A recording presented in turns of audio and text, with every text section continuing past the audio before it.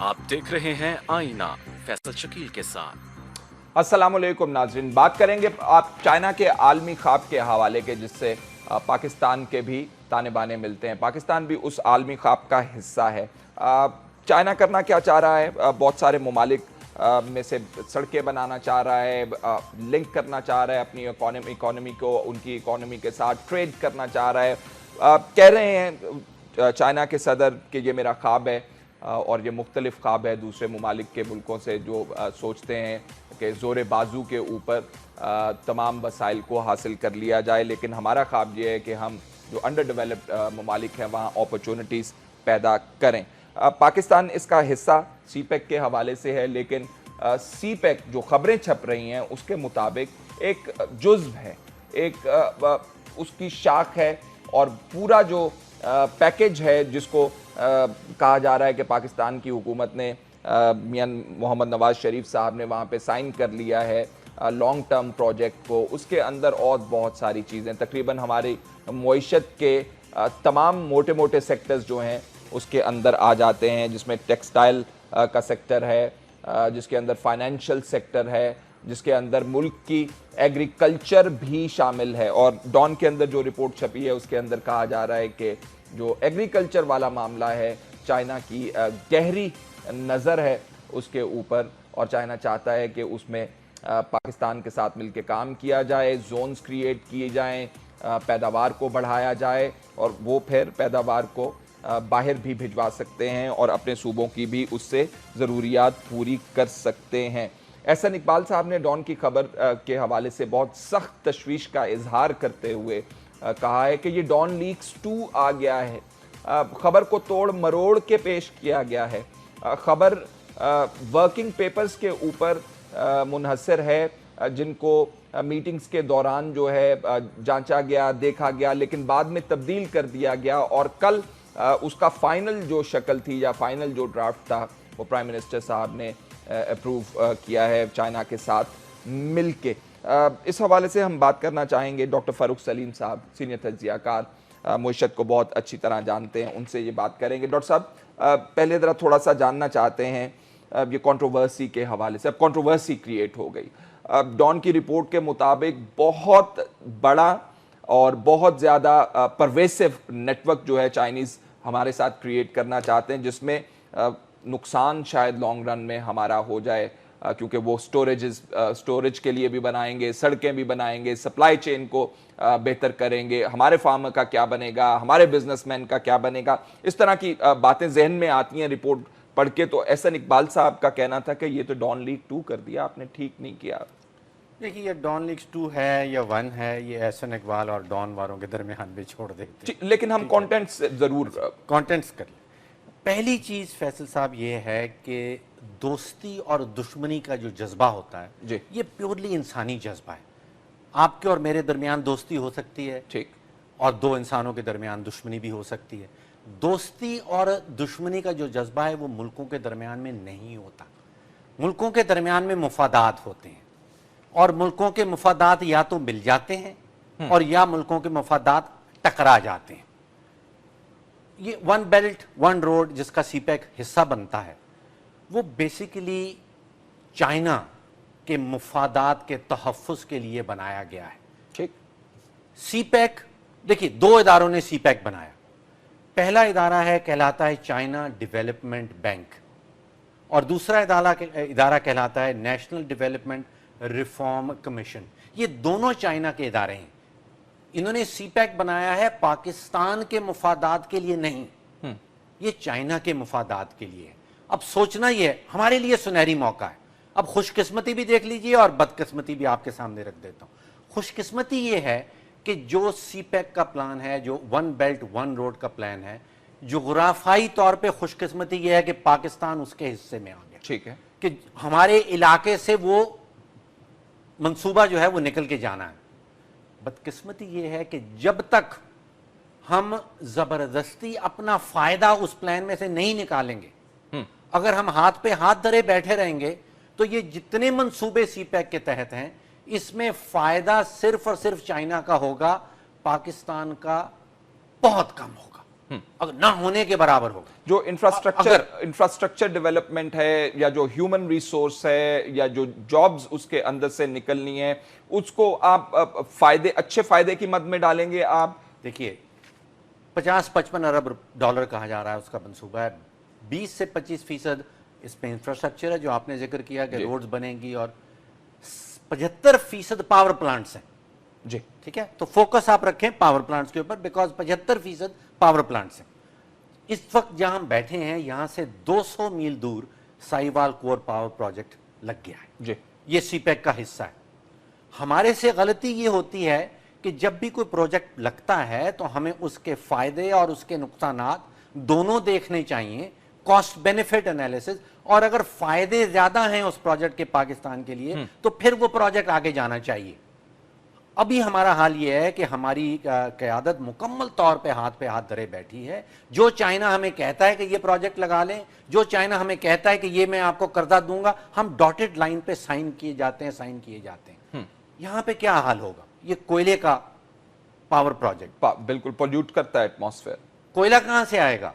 South Africa से import कर रहे हैं कोयले को। हम इंपोर्ट करेंगे कोयला जैसे ही अपनी माइन से अलग होता है तो वो जहर बन जाता है, वो जहर फैलाता जाता है।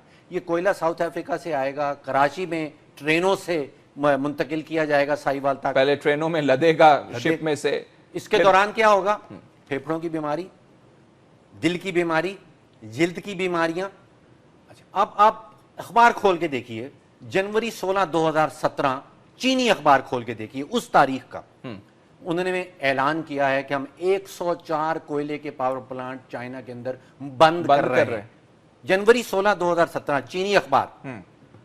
जनवरी 27, 2017 उसी साल जनवरी की 26 तारीख पाकिस्तानी अखबारें वो कहती हैं कि साहिवाल कोल पावर प्लांट मुबारक हो, आज हमने नेशनल ग्रिड के अंदर कनेक्ट कर दिया है। बिल्कुल ठीक। हमको फायदा और नुकसान जब तक हम नहीं सोचेंगे, और इस सारे प्लान में से हमने फायदा पाकिस्तान का छीनना है, एक्सट्रैक्ट करना है, अक्स करना है। चाइना अपने ओन पे आपको ये फायदा नहीं देगा। डॉक्टर साहब, जो बात की जा रही है कि पहले हम सीपेक को देख रहे थे, रोड को देख रहे थे, उसके इर्द गिर्द इंफ्रास्ट्रक्चर को देख रहे थे, अब जो बातें हो रही हैं, जो डॉन के हवाले से रिपोर्ट भी छपी, वो कह रहे हैं कि ज़्यादा बड़ा प्रोजेक्ट है, इससे आपकी एग्रीकल्चर सेक्टर के अंदर वो आएंगे, लैंड लेंगे, वहाँ पे सीड बेहतर लेकर आएंगे, यील्ड उसकी बढ़ाने की कोशिश करेंगे, स्टोरेजेस क्रिएट करेंगे, सप्लाई लाइन जो है एक एंड से लेके दूसरे एंड तक क्रिएट करेंगे। जिनजियांग उनका शायद सूबा है जिसको ज़रूरत है, और वो कह रहे हैं कि वो यहाँ से उसको फुलफिल करने की ज़रूरत करेगी। एक्सपोर्ट की वो फिर बात कर रहे हैं कि बाद में हम कर सकते हैं, लोकल मार्केट को यूटिलाइज करने की बात कर रहे हैं। अगर ये तमाम कुछ मंसूबे का हिस्सा है, तो मैं जानना ये चाहता हूँ कि हमारा जो लोकल फार्मर है, जिसके तरीक़ाकार जो हैं वही हैं जो साल से चले आ रहे हैं, जिसको बिजली भी हम महंगे दामों देते आ रहे हैं, जिसको पर एकड़ यील्ड के हवाले से हमने अवेयर नहीं किया है, तो कुछ आप सिनेरियो बिल्डिंग कर सकते हैं कि ये किस तरफ मामलात जा सकते हैं? देखिए, सियासी तारीख से अगर हम सबक नहीं सीखेंगे तो ये प्रोजेक्ट हमें नुकसान पहुंचाएगा। ये प्रोजेक्ट इटसेल्फ ना तो बुरा है ना अच्छा है, इसको हमने बनाना है अच्छा अपने मुल्क के लिए। अगर हाथ में हाथ धरे बैठे रहेंगे तो ये हमें फायदा नहीं पहुंचाएगा। मैं आपको तारीखी हवाले से बताता हूं कि एक प्रोजेक्ट ऐसा ही श्रीलंका ने शुरू किया था, जिसमें चाइना ने $1 बिलियन के कर्जा जात दिए थे।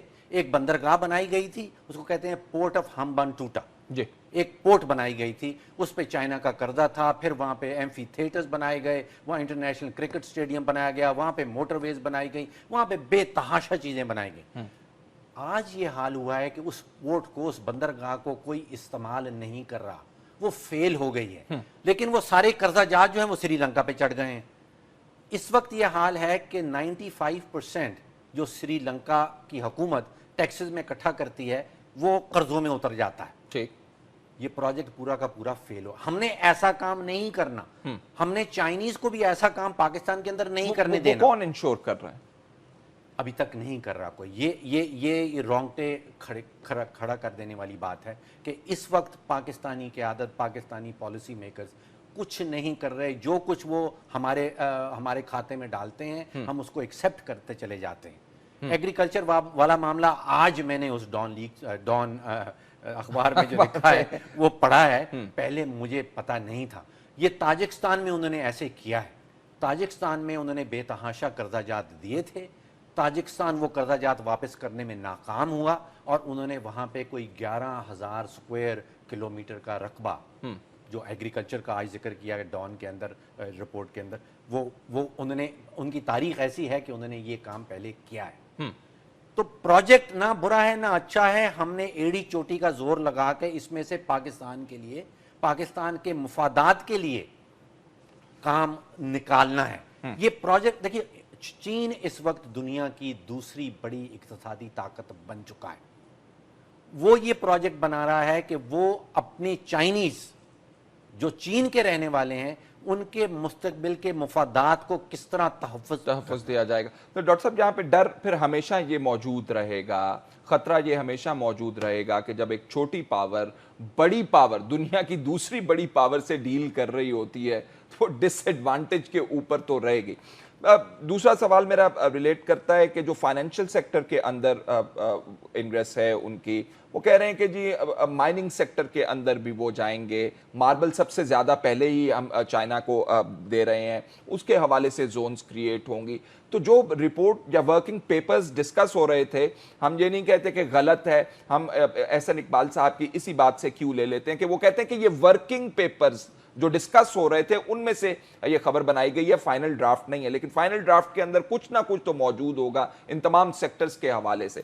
جب آپ اتنے وائڈ سپریڈ بڑے پیمانے کے اوپر ایک دوسرے ملک کے اندر بزنس کرنے جا رہے ہوں, سوورن گارنٹیز آپ سیکھ کر رہے ہوں, اپنی کمپنیز کو آپ انویسٹ کرنے جا رہے ہوں, تو اس میں پاکستان کا فائدہ نکلے گا کیسے؟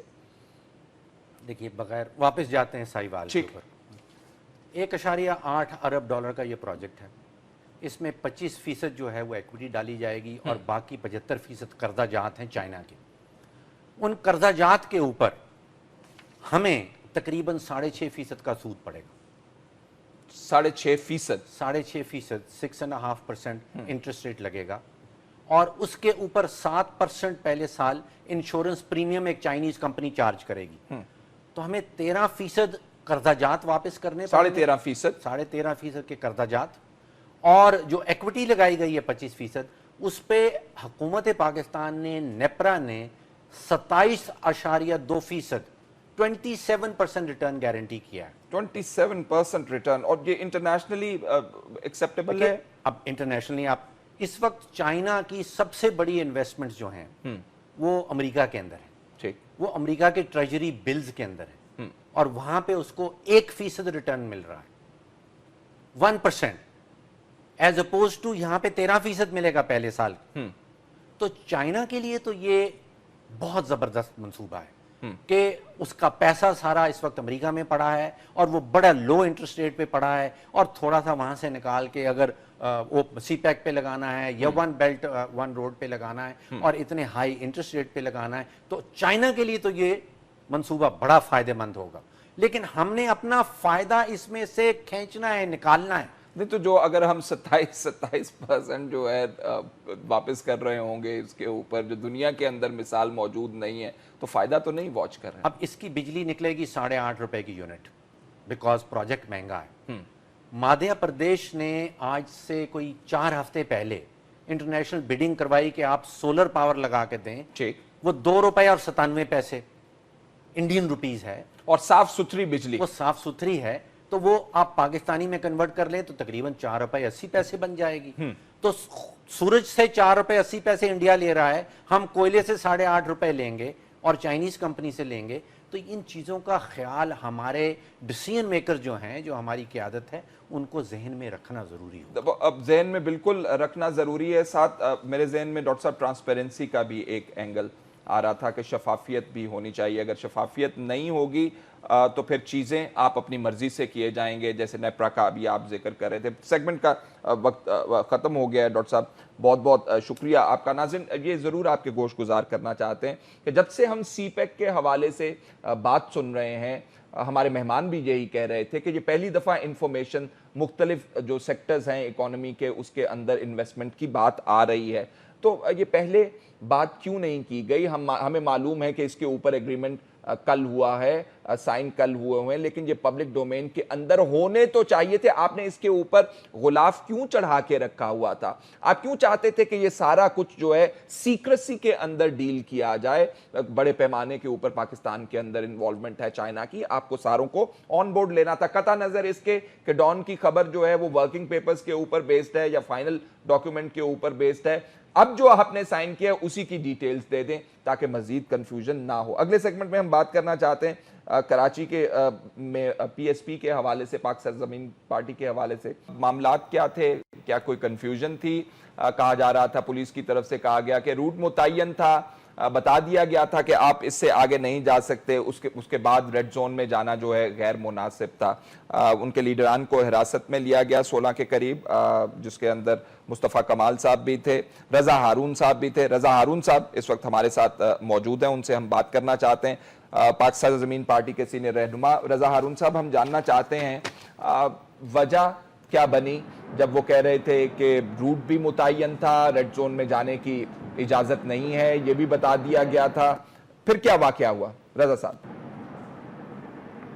سمپل بات ہے, مجھے آپ کے رپورٹر یقیناً وہاں موجود ہوں گے, سارا میڈیا موجود تھا, ساری دنیا موجود تھی, لاکھوں افراد شارع فیصل میں موجود تھے, لاکھوں افراد شارع فیصل کی جو آرٹریز ہیں, مختلف آرٹریز جہاں سے یہ شارع فیصل سے ملا جاتا ہے, لاکھوں افراد اس پہ موجود تھے.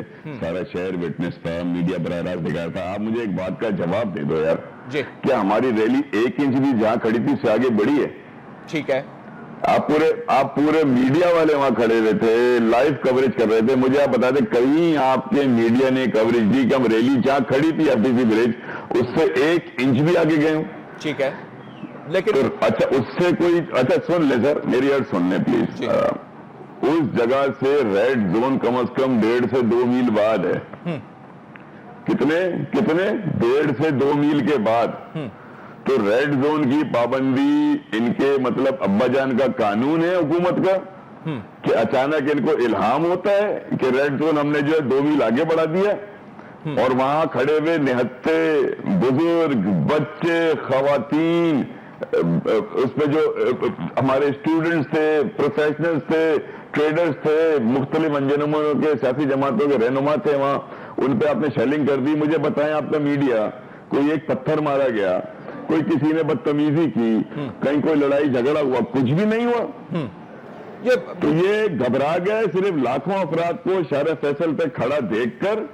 اگر یہ لاکھ افراد صرف سانس لے لیتے اور لاکھ افراد کھڑے ہو کے اگر پھونک مار دیتے تو یہ 100-200 پولیس والے تو پھونک کے اثر سے فارغ ہو جاتے. ہمارا ارادہ ہی نہیں تھا بھائی, ہم عدم تشدد کے حامی لوگ ہیں, ہمارے ساتھ بچے تھے, ہماری گھر کی خواتین تھیں, ہماری سپورٹر خواتین تھیں, ہمارے ملک کے اس شہر کے قابل احترام شہری تھے. انیس قائم خانی صاحب کہہ رہے تھے کو سڑک پر جمع کر کر, ہم لاکھوں افراد کو سڑک پر جمع کر کر کوئی تماشا کرنے نکلے تھے یا پانی مانگنے نکلے تھے؟ جب انیس قائم خانی صاحب کہہ رہے تھے کہ ہم ریڈ زون میں جائیں گے, ان کی سٹیٹمنٹ موجود ہے. اور میرے بھائی آپ اگر یہ بات کر رہے تھے کہ ہم ریڈ زون میں جائیں گے تو وہ اس لیے کہہ رہے تھے کہ ریڈ زون میں سی ایم ہاؤس ہے. ٹھیک, اگر ارادہ ظاہر کرنے پہ پھانسی کی سزا ہو جائے گی تو میرے بھائی دنیا کا کوئی قانون ایسا نہیں ہے. ارادہ سی ایم ہاؤس جانے کا ہی تھا, لیکن کیا ہم اس وقت جب یہ واقعہ ہوا ہم 1 انچ بھی آگے بڑھے تھے؟ کیا ہم ریڈ زون میں تھے؟ نہیں تھے نا. تو قانون کی بات کرو میرے ساتھ یار. جو یہ پولیس والے ہیں یہ تو بیچارے, ان کو تو پتہ ہی کچھ نہیں تھا. تو اوپر سے حکومت سندھ, پاکستان پیپلز پارٹی کے سو کال ڈیموکریٹس, یہ جو سو کال جب تو شہید محترمہ رہی نہیں ان کے درمیان اور اللہ تعالیٰ نے بڑا نقصان کر دیا, وہ تھی جمہوریت پسند یار. ان کے بعد تو یہ پیپلز پارٹی جو اب ہے یہ جمہوری جماعت تو کہلانے کی مستحق ہی نہیں ہے. رضا صاحب وائلنس جو ہے وہ کسی بھی صورت میں جسٹیفائڈ نہیں ہو سکتا، اور عام شہریوں کے اوپر جب وائلنس کی بات کریں گے جو اپنے حقوق کے لیے نکلے ہوں گے تو وہ کسی بھی طریقے سے ہم اس کو جسٹیفائڈ نہیں کر سکتے، نمبر ایک۔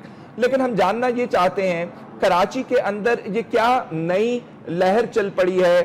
پہلے جماعت اسلامی کی طرف سے دھرنے دیے گئے، اب آپ جو ہیں وہ ریلیاں نکال رہے ہیں، اس سے پہلے آپ نے لمبا چوڑا دھرنا دیا، تو یہ پالیٹکس کے اندر کراچی کے اندر کیا شفٹ ہے، یہ تو ہمیں تھوڑا سا سمجھا دیجئے۔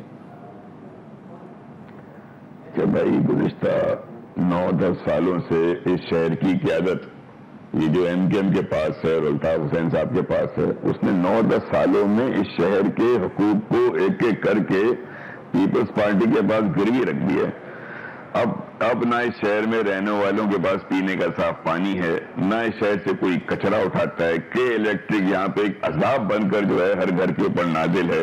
اس شہر کا ایک ایک محکمہ وہ شروع ہو کر یہاں Karachi water and sewerage board, Karachi building control authority, Karachi development authority, Karachi master plan, solid waste management, road infrastructure authority, تمام کے تمام محکمے اس شہر کی حکومت سے لے کر کے شہر کے اداروں کو سندھ حکومت نے اپنے پاس قبضے میں کر لیا ہے۔ اور کیوں کیا ہے؟ تاکہ وہ کرپشن کر سکیں۔ تو بھائی جب یہ شہر والوں کو آپ زندگی محال کر دیں گے اور بیسک نیسیسٹی پہ آ جاتے ہیں نا، بالکل نیچے آ جاتے ہیں کہ جب آپ پینے کا صاف پانی بھی نہ دیں گے، اور سپریم کورٹ کا جو واٹر کمیشن ہے اس میں یہ رپورٹ جمع کرائی جائے گی کہ سندھ کے 13 اضلاع اور کراچی کے 6 اضلاع یہاں کا پانی انسانوں کے پینے کے قابل نہیں ہے، تو آپ امید یہ رکھتے ہیں کہ لوگ گھر میں بیٹھے رہیں؟ کیوں ہم بھیڑ بکری ہیں اندر؟ کراچی جو ہے ملک کو 70% ریونیو کما کر نہیں دیتا۔ اب پورے پاکستان کو بولنا چاہیے یار، پورے پاکستان کے لوگوں کو اٹھ کھڑا ہونا چاہیے، ہمارے میڈیا کے دوستوں کو اٹھ کھڑا ہونا چاہیے۔ کیوں جو کراچی میں میڈیا کے لوگ ہیں، کیا ان کے گھر پانی آتا ہے؟ کیا ان کے گھر کے پاس سے کچرا اٹھتا ہے؟ کیا یہاں جو ہمارے ججز ہیں، وکلا ہیں، ڈاکٹرز ہیں، جو ہمارے دیگر انٹلیکچوئلز ہیں، کیا ان کے یہاں یہ سب کچھ ہو رہا ہے؟ یہ بات کرنا کہ لوگ سڑک پر کیوں آ گئے اور کہاں جائیں بھائی فریاد کرنے کے لیے؟ کسی دوسرے ملک کی کہیں اور جا کے بات کریں گے؟ بھائی اس حکومت سے ہی کریں گے نا۔ اگر یہ جمہوری حکومت ہے تو سی ایم ہاؤس عوام کی ملکیت ہے، کسی کی بادشاہت ہے کیا؟ کوئی مغلیہ شہنشاہ وہاں پہ رہتا ہے؟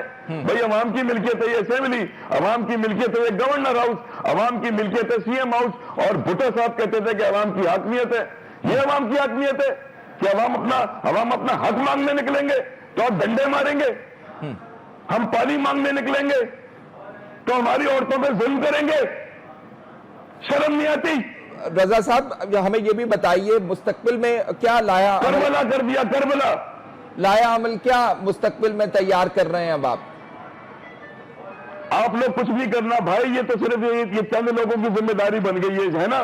اس ملک کے اندر یہ 2.5 کروڑ عوام جو کراچی میں رہتے ہیں، یہ تو بے یار و مددگار یتیم لوگ ہیں، اس کا تو کوئی واری وارث ہے ہی نہیں۔ جیسے یہ جو نمائندے بیٹھے ہیں اسمبلیوں میں میرے بھائی، ان کی ذمہ داری تھی۔ یہ اسمبلیاں ہوتی کس لیے ہیں؟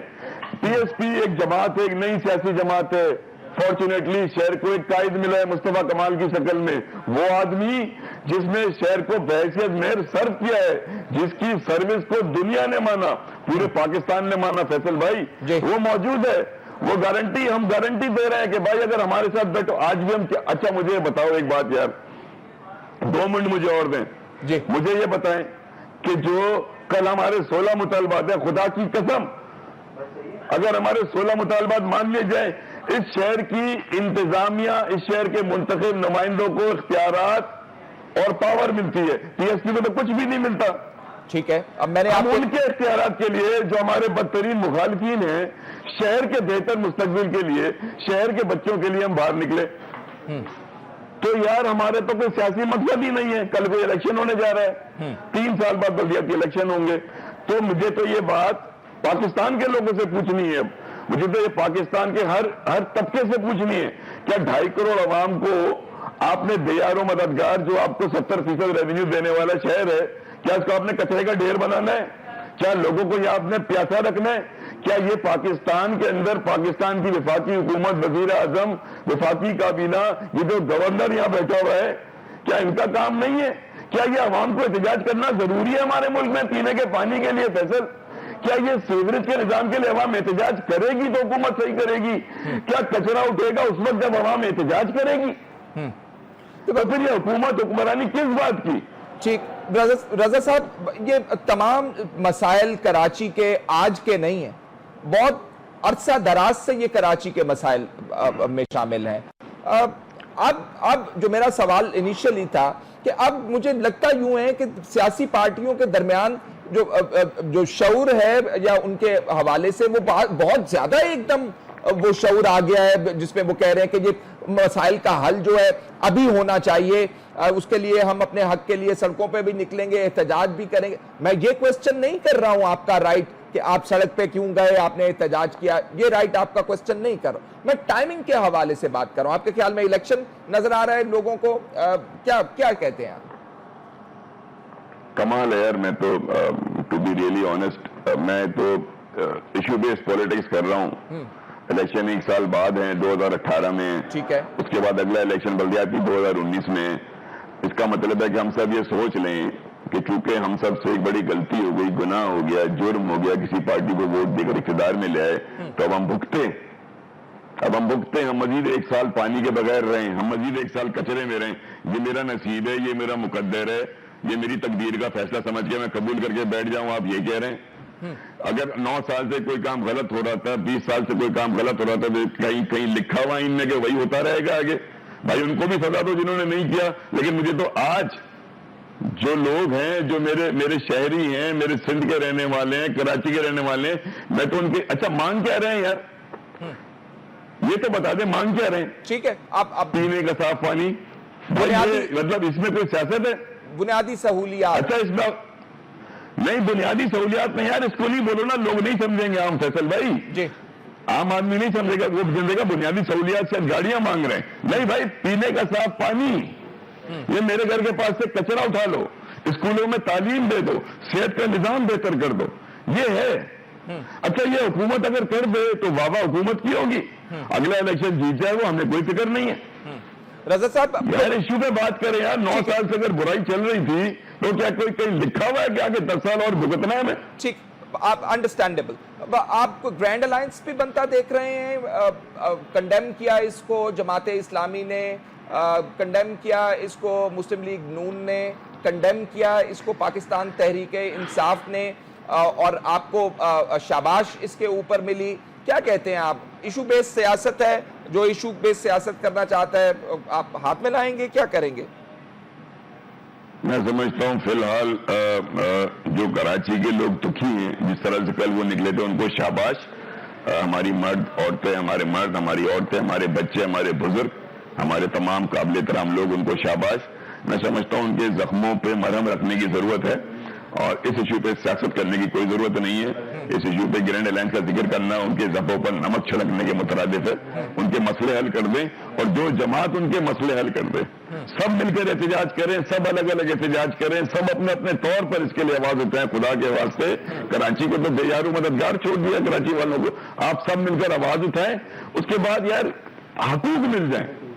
منزل ایک ہے، ہمارا نصب العین ہونا چاہیے. اگر ہمارا نصب العین اگلا الیکشن ہوگا تو یار ہم تو کرپٹ مائنڈ سیٹ کے ساتھ پھر عوام کو ایڈریس کر رہے ہیں، عوام کے ایشوز کو. نہیں، میں سمجھتا ہوں کلیئرٹی کے ساتھ جائیں، عوام کی خدمت کریں، عوام کے ایشوز کو ریز کریں. سب مل کر کرنا چاہتے ہیں سب مل کر کریں، سب علیحدہ علیحدہ کرنا چاہتے ہیں سب. آخر میں عوام کو بینیفٹ جانا چاہیے، اور 1 سال کا انتظار کروانا یا 1 سال کا آسرا دینا مزید، یہ عوام کے ساتھ ظلم ہوگا. اب میں آپ کے جواب سے یہ سمجھوں گا کہ آپ کسی بھی قسم کے الائنس کے حوالے سے یا ہاتھ ملانے کے حوالے سے مائل نہیں ہیں اس طرف. نہیں آپ نہیں ایک ہولڈ آن. جی جی دیکھو نا یار، اگر کوئی ذہن میں کبھی کوئی سوال آیا کرے نا، تو آپ کا یہ فرض بنتا ہے مجھ سے پوچھ لیا کریں. میں نے اپنے کسی جملے میں یہ بات کہی نہیں جو آپ نے مجھے سنا دی نا. میرا سوال ہی یہ تھا آپ سے. سن لینا میری عرض سن لیں سر، میں سمجھ گیا. 14 مئی سے پہلے کی ایکٹیویٹیز دیکھیں گے تو ہم ہر سیاسی جماعت کو، ہر مذہبی رہنما سے، ہر مذہبی عالم سے ہم جا کر ملے، اور ہم نے ان سے سپورٹ کی درخواست کی ہے. تو میرے ایکشن سپیکس لاؤڈر دین مائی ورڈز. مجھے وہ ریپیٹ کرنے کی یا ٹی وی پر آ کر اپنے آپ کو یہ بتانے کی ضرورت نہیں ہے. میں ہر اس سیاسی جماعت کے ساتھ، میں نے تو کہا نا کہ ہم سب مل کر کریں یا سب علیحدہ علیحدہ کریں. ہم اپنی ہر ایفرٹ میں کراچی والوں کو بنیادی سہولیات فراہم کرنے کے لیے عملی جدوجہد کریں. ٹھیک ہے رضا صاحب، کیا what lies in the future we hope that کہ انشاءاللہ یہ جو کل کا ایونٹ ہے اور کل جس طرح کراچی والوں نے اپنے اتحاد کا مظاہرہ کر کے ایک قدم بڑھائے بغیر گورنمنٹ کو اتنا امبیرس کیا, گورنمنٹ کو اتنا فرسٹریٹ کیا اور گورنمنٹ اتنا کانپ گئی کہ حکومتی سطح سے ایسا ایکشن لیا گیا, میں سمجھتا ہوں کراچی والوں کو شاباش ہے. اور کل کے دن سے انشاءاللہ اب لوگوں میں اس سوچ کا ڈیولپ ہونا شروع ہو گیا ہے کہ ہمیں یہ ہمارے حق انشاءاللہ ملنا شروع ہو جائیں گے. میں آج بھی امید رکھ رہا ہوں, حالانکہ امید کی میرے پاس کوئی جسٹیفیکیشن نہیں ہے, لیکن میں اب امید رکھ رہا ہوں صحیح معنوں میں صرف بلاول بھٹو سے اور آصفہ بھٹو سے کہ وہ اپنی والدہ کی زندگی کو اور ان کی عملی جدوجہد کو, اور کس طرح خاتون ہوتے ہوئے انہوں نے اور نصرت بھٹو صاحبہ نے جس طریقے سے انہوں نے سیاسی تحریکیں کی ہیں, سیاسی جدوجہد کی ہے, سیاسی مظاہرے کیے ہیں, وہ اس کو دیکھتے ہوئے جمہوریت کو شرمندہ نہیں ہونے دیں گے سندھ میں اپنے ان لوگوں کے ہاتھوں میں.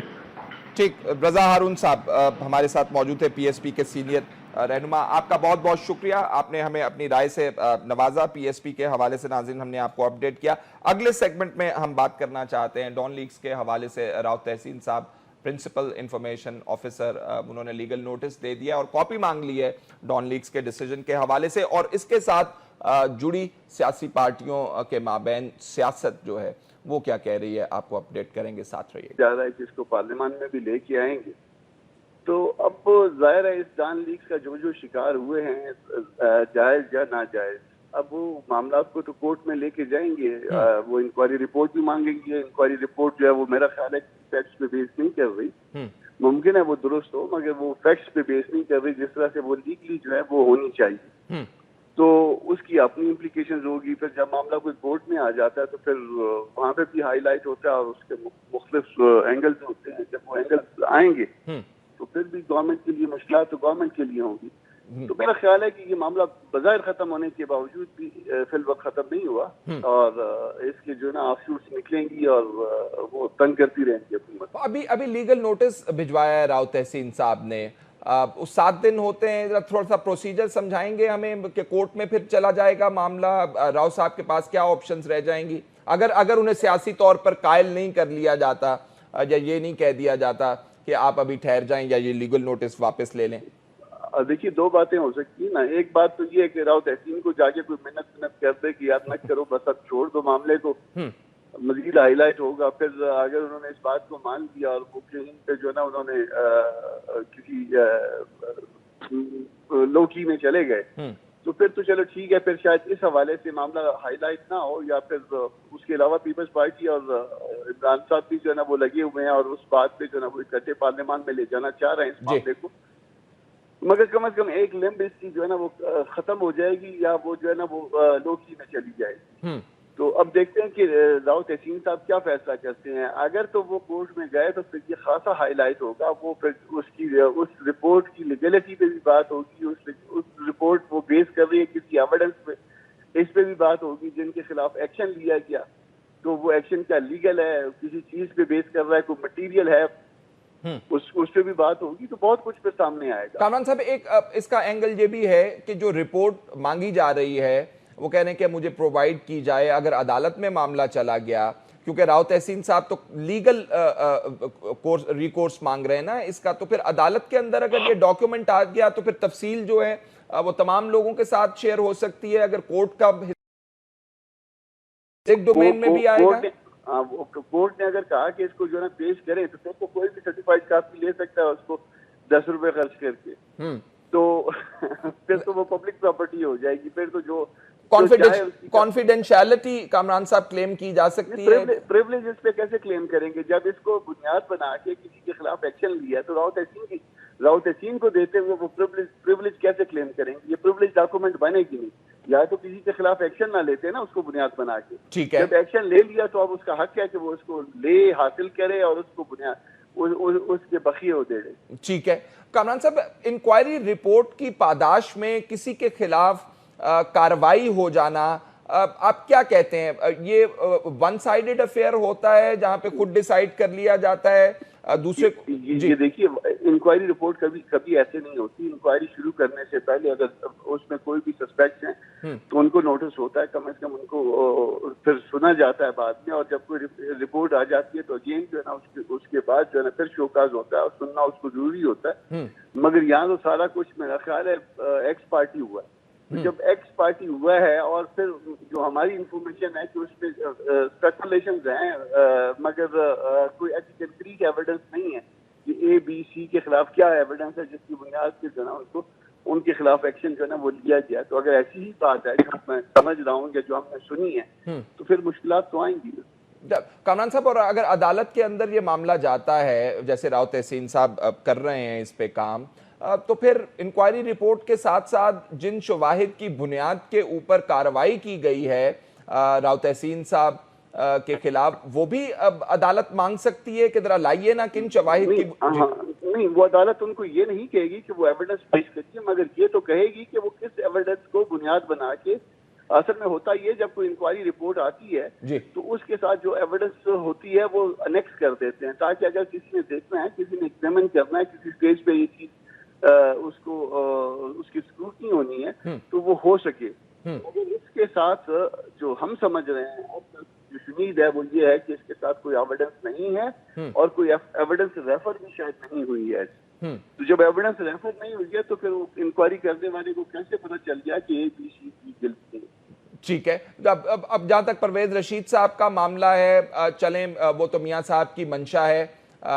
پرویز رشید سیاسی لوگ ہیں وہ تو چلیں اس کو پی جائیں گے نا، ڈائجسٹ کر جائیں گے. جو لوگ جاب میں ہوتے ہیں وہ تو ان کے خلاف تو اسٹگما بن جاتا ہے. لیکن ہمیں یہ بھی معلوم ہے کہ طارق فاطمی صاحب پہلے ہی اپنے تحفظات کا ایک لیٹر کی صورت میں اظہار کر چکے ہیں. تو اگر عدالت کسی نتیجے پہ پہنچتی ہے تو پھر طارق فاطمی صاحب کو بھی یہ حق حاصل ہوگا کہ وہ دروازہ کھٹکھٹائیں یا بائی وے آف ڈیسیژن ان کو بھی ریلیف مل سکتا ہے. اس میں مل تو سکتا ہے. میرا خیال ہے طارق فاطمی صاحب انہوں نے اپنا بائی وے آف لیٹر جو ہے وہ اپنی ریزرویشن کا اظہار تو کر دیا مگر کورٹ میں شاید نہ جانا چاہیں. کورٹ میں صرف جو ہے نا وہ جن جو جاب میں ہیں، جو کوئی اپنا سروس میں ہیں، صرف وہی لوگ جانا چاہیں گے. وہ اگر کوئی اسٹگما ہے ان کے اگینسٹ تو وہ اس کو ریموو کرنا چاہیں گے. پولیٹیکل سائڈ میں یہ چیزیں اسٹگما نہیں ہوتی. ٹھیک ہے، وہ ایلیگیشن لگتے رہتے ہیں اور ٹھیک ہے، وہ کوئی ایسی خاص بات نہیں ہوتی.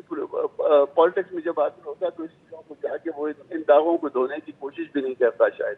ٹھیک، ان کا اپنا نقطہ نظر ہوتا ہے، وہ ان داغوں کو جا کے وہ پبلک کے سامنے دھوتا ہے. مگر جو لوگ سروس میں ہوتے ہیں وہ تو ظاہر ہے کورٹ میں جا کے اس کو اپنا کپڑے وہ کہیں گے کہ جی جب میرا کوئی قصور نہیں ہے اور اس کے بعد قصور کے ساتھ ساتھ کوئی ایسا ایویڈنس بھی نہیں ہے میرے اگینسٹ، تو میرے خلاف یہ بات کیوں کی اس کو کارروائی کی بنیاد میرے خلاف کیوں بنایا گیا. کامران صاحب، سیاست کو مد نظر رکھتے ہوئے اور اس کیس کو لیگل نوٹس کو جو راؤ تحسین صاحب نے بھجوایا ہے اس کو مد نظر رکھتے ہوئے آپ کے خیال میں حکومت پر اتنا پریشر آ جائے گا کہ وہ یہ رپورٹ یا عدالت میں پیش کرے یا پبلک ڈومین کے اندر لے کر آئے؟ حکومت کرے گی؟ کیا کہتے ہیں آپ؟ دیکھیے باقی چیزیں شاید پولیٹیکل سائڈ میں تو وہ فیس کر لیں، اس بات کو پارلیمان میں بھی فیس کر لیں کیونکہ ان کے پاس میجورٹی ہے. مگر فرض کر لیجئے کہ کورٹ کا آرڈر آ جاتا ہے اور راؤ تحسین صاحب ایگریوڈ ہیں، ان کو اس رپورٹ کو بنیاد بنا کے وہ وکٹم ہے اس رپورٹ کے، تو ظاہر ہے وہ پھر تو کورٹ کہے گی، کورٹ کے پاس شاید کوئی چارہ نہ بچے کہ وہ کہے کہ اپنا یہ رپورٹ پیش کیجیے تاکہ اس کے ساتھ ریمیڈی ہے تو وہ ریمیڈی لے راؤ تحسین صاحب. ٹھیک ہے، عدالت یہ رپورٹ مانگ سکتی ہے اور آپ کہہ رہے ہیں اگر عدالت نے یہ رپورٹ مانگ لی تو وہ پبلک ڈومین میں آ جائے گی، کوئی شخص بھی اس رپورٹ کو حاصل کر سکتا ہے. میں یہ جاننا چاہتا ہوں کہ اس صورت کے اندر کسی قسم کی پریولیج آپ کہہ رہے ہیں کہ نہیں ہو سکتی ہے، کوئی پورشن کہیں کہ جی ہم انویل کر دیتے ہیں، باقی رپورٹ نہیں دیں گے، پارٹلی ہم پرووائڈ کر دیتے ہیں، اس طرح کی صورت بھی ڈیولپ ہو سکتی ہے اس میں؟ دیکھیے جو چیزیں راؤ تحسین کے اگینسٹ یوز ہوئی ہیں اگر تو وہ اس کو استعمال کرنا ہے راؤ تحسین کے خلاف جو بھی ایٹروسٹی ہے اس کی تو پھر تو وہ دینی پڑے گی راؤ تحسین کو. ٹھیک، اور اگر اس کو ڈائلیوٹ کر دیتی ہے گورنمنٹ کہتی ہے کہ نہیں وہ جو بھی ایکشن ہے ہم نے اس کو وڈرا کر دیا تو دین جو ہے نا پھر کوئی ایسا وہ نہیں ہوگا. ٹھیک ہے. کامران مرتضیٰ صاحب، سابق صدر سپریم کورٹ بار ایسوسی ایشن، ناظرین ہمارے سے ڈان لیکس کے حوالے سے گفتگو کر رہے تھے. راؤ تحسین صاحب کہہ رہے ہیں کہ ہمیں کاپی دی جائے، سیاسی پارٹیاں کہہ رہی ہیں کہ سامنے تفصیل لے کر آئی جائے کہ ڈان لیکس کے اندر کیا کیا شامل تھا. اگر عدالت مانگ لیتی ہے کاپی تو پھر وہ हुकूमत के पास कोई और चारा नहीं होगा कि वो रिकॉर्ड के ऊपर इस रिपोर्ट को रखे। कामरान मुर्तज़ा साहब का भी यही कहना था कि हो सकता है पार्लियामान में तो टैकल कर लिया जाए मामला, लेकिन अगर अदालत के सामने चला गया, बुनियादी हुकूक का मामला बन गया, किसी के खिलाफ कार्रवाई का मामला बन गया, तो अदालत वो रिपोर्ट मांगेगी। और अगर राव तहसीन साहब इसमें बाइज्जत भरी हो जाते हैं और वो डटे हुए हैं कि मैंने इसमें कुछ नहीं किया, तो फिर सवालिया निशान पूरी रिपोर्ट के ऊपर आएगा। प्रोग्राम का वक्त खत्म हुआ जाता है। फैसल शकील को इजाजत दीजिए। अल्लाह हाफिज।